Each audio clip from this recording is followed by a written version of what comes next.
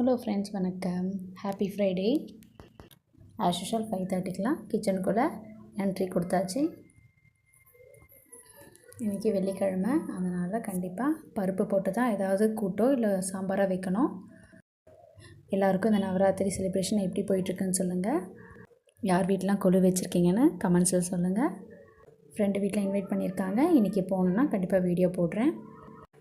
என்னோடய ஃப்ரிட்ஜில் இருக்கிற லைட் எரியாது. அது 2 டைம்ஸ் ரிப்பேர் பண்ணியும் மறுபடியும் அது எரியலை. அன்றைக்கி பீர்க்கங்காய் போட்டு கூட்டம், கொத்தமல்லியும் புதினாவும் இருக்குது. அதை வச்சு சட்னி பண்ணிடலான்னு ரெடி பண்ணிகிட்ருக்கேன். மார்னிங் பிரேக்ஃபாஸ்ட்டுக்கு இன்றைக்கி இட்லி. பீர்க்கங்காய் கூட்டு பார்த்திங்கன்னா கடலப்பருப்பு, துவரம்பருப்பு ரெண்டுமே சேர்த்து செஞ்சுருக்கேன்.